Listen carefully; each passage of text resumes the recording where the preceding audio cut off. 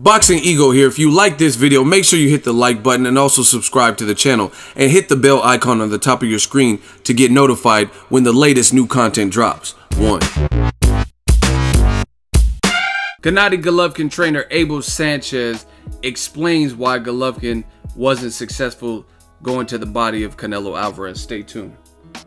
What up, Fight World? It's your boy Ego, and I'm back with some more boxing. Make sure you smash the like button. Also subscribe to the channel for the latest and greatest in boxing. If you want to become part of the gang notification gang, please hit the bell icon. Shout out to the super chats, channel donations, the Venmo donations, and the Patreon family. We working. Also shout out to Yahoo Sports, Kevin Ioli.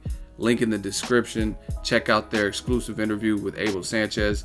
Said a lot of interesting things. He also said he believes a rematch between Gennady Golovkin and Canelo will be more entertaining. Now I want to get to some quotes and I'll give my thoughts. Abel Sanchez says, it's a little difficult when a guy doesn't want to be a little more stationary. For Gennady to go to the body like he's done in the past, he did hit him with a body shot in the 4th or 5th round, and referee Kenny Bayless warned him that he hit Canelo in the back. And the reason he hit him in the back is because Canelo is turning his body to avoid some of the shots, and when he turned his back, he got hit. It's not the kind of fight where you want to get a point taken away. I'm sure a lot of those thoughts have gone through his mind. I noticed that he didn't really go back to the body after that, but like I said, it's really hard to hit a target when they are close to running away from you. Canelo may fight a different fight next time where there might be body punching exhibition on both sides, because Canelo can really punch to the body, but he has to be there to do that, right? He also says regarding the rematch, I thought Golovkin had some moments where he could have capitalized and he didn't. Canelo fought the fight necessary for him not to get knocked out. I thought Canelo fought a great fight for the style that he fought. It wasn't the fight that people expected. He talked a lot about knocking Gennady out before the fight. So did Oscar De La Hoya and Bernard Hopkins. Hopefully in the next fight they know each other better and go after each other more. Now I want to give my thoughts, and I told you, man, in 2018 it was going to be different, at least over here on this side, the Boxing Ego side. And there's some things that I told you guys we got to leave in 2017. One of those things is the constant excuses, excuse making, preventing fights from happening. I told you, if it's a good fight, fans like it, it makes sense, let's see it. And to me, it sounds like Abel's kind of making some excuses here, talking about Canelo wasn't stationary and he was deflecting and dodging shots. I mean, that's boxing. This is what's supposed to happen. Like, I watch a lot of like nature shows, National Geographic, Animal Planet. There's one on Netflix that I'm watching about kind of the deadliest predators. And even in the animal kingdom, the same rules apply. Whatever strength or advantage that another animal has, let's say it's a cheetah or a leopard. I don't want to say cheetah because they're so fast, but let's say a leopard or let's say a lion. We'll say a lion versus a gazelle, right? Now, the lion, you know his strengths. Sharp claws, talons, teeth, good rate of speed, but probably not as good for running long distances, etc. A gazelle is going to be hopping and running and dodging which way, you know what I mean, trying to evade the lion, period. You know what I mean? So like I said, even in the animal kingdom, they use what they have.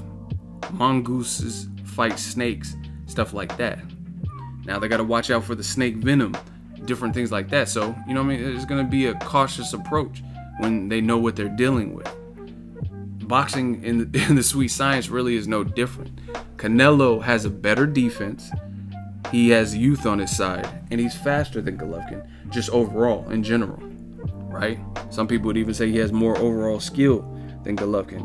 So him deflecting shots and not being there to be hit to the body, that's what he's supposed to be doing. He's not supposed to stand in front of a guy with way more fights at 160 than him and then just have some rock'em sock'em robot shit. So, you know what I mean? I rebuke what Abel Sanchez is saying here, talking about Canelo ran. Like, we got to stop that. You know what I mean? I'm getting sick of hearing fighters and trainers. It's just like a built-in excuse.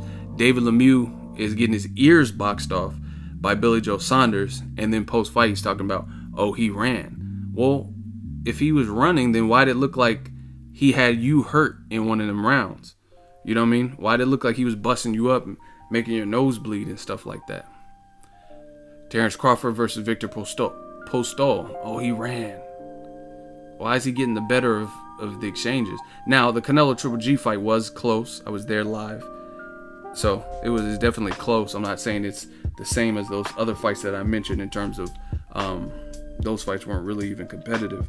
But, again, Canelo is going to use and utilize the skills that he has. It makes no sense for him to have a much better defense, faster hand speed, and not use it versus Golovkin. That's like no one tells Golovkin to turn off his power. Hey, don't put so much torque on them shots and hit me so hard. You know what I mean? Don't use your chin. You know what I'm saying? If I hit you and it hurts, just go down, even though you have a hell of a chin.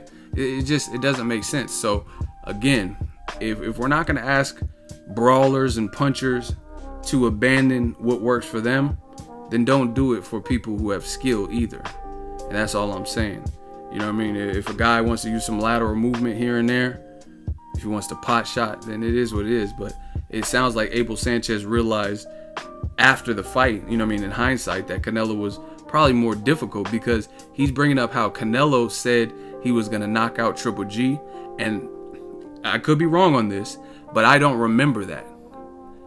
I know Canelo said he wanted to knock out Triple G, but he doesn't like doing fight predictions. That's what I remember Canelo saying. He said something like, I hope to get the knockout, and if it comes, it comes, but I don't like giving predictions.